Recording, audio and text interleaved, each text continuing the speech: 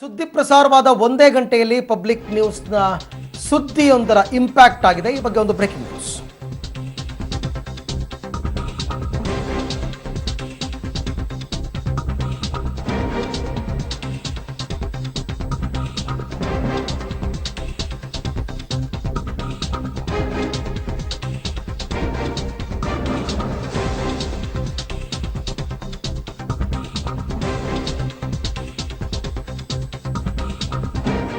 ಇವತ್ತು ಬೆಳಗ್ಗೆ 7 ಗಂಟೆಗೆ ಒಂದು ಸುದ್ದಿ ಪ್ರಸಾರವಾಗಿತ್ತು.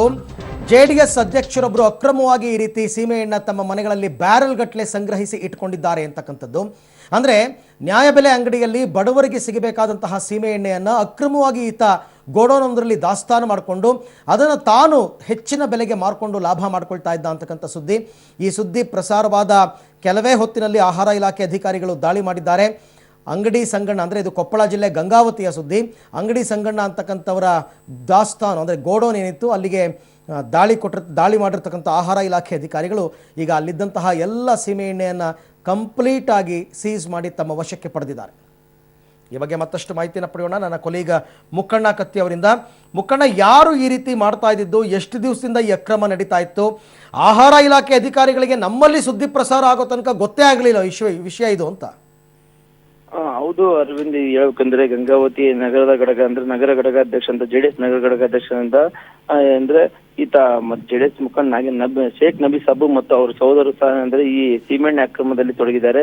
ಇದು ಇವತ್ತು ನಿನ್ನೆದಲ್ಲ, ಕಳೆದ 10-12 ವರ್ಷಗಳಿಂದ ಈ ದಂಧೆಯಲ್ಲಿ ಏನಪ್ಪಾ ಅಂದ್ರೆ ನಿರಂತರವಾಗಿ ಮಾಡ್ತಾ ಇದ್ದಾರೆ. ಆದ್ರೆ ಅಧಿಕಾರಿ ಗೊತ್ತಿದೆಯೋ ಇಲ್ಲ ಗೊತ್ತಿಲ್ಲ, ಗೊತ್ತಿದ್ರು ಸುಮ್ಮನೆ ಇದಾರೆ ಗೊತ್ತಿಲ್ಲ. ನಿನ್ನೆ ಏನಂದ್ರೆ ನಮ್ಮ ಮಾಹಿತಿ ಬಂದ ಮೇಲೆ ಸುದ್ದಿ ಮಾಡಕ್ ಹೋದ ಸಮಯದಲ್ಲಿ ಏನಂದ್ರೆ ಆ ಸಮಯದಲ್ಲಿ ಸಹ ಅಧಿಕಾರಿಗಳು ಈ ತಹಸೀಲ್ದಾರ್ ಆಗಿರುವುದು ಸಂಬಂಧಪಟ್ಟ ಆಹಾರ ಇಲಾಖೆದವರಿಗೆ ಸಹ ಫೋನ್ ಮಾಡಿದ್ರು ಸಹ ನಿನ್ನೆಯಿಂದ ಯಾರೂ ಬರ್ಲಿಲ್ಲ.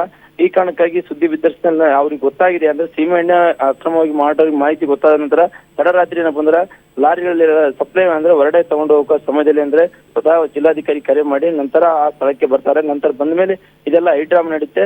ಅದ್ರ ಕೀ ಸಹ ಅಂದ್ರೆ ಅಲ್ಲಿರುವಂತ ಗೋಡನಲ್ಲಿರುವಂತ ಸೀಮೆಎಣ್ಣೆ ಬ್ಯಾರಲ್ಗಳು ಸಹ ತೆಗೆಯಕ್ಕೆ ಏನಪ್ಪ ಅಂದ್ರೆ ಅಕ್ರಮ ಮಾಡುತ್ತಿರುವುದು ಸಹ 1 ಗಂಟೆಗಳ ನಂತರ ಗಲಾಟೆ ಮಾಡಿ ನಂತರ ಥ್ಯಾಂಕ್ ಯು, ತಮ್ಮೆಲ್ಲ ಮಾಹಿತಿಗಾಗಿ ಧನ್ಯವಾದ.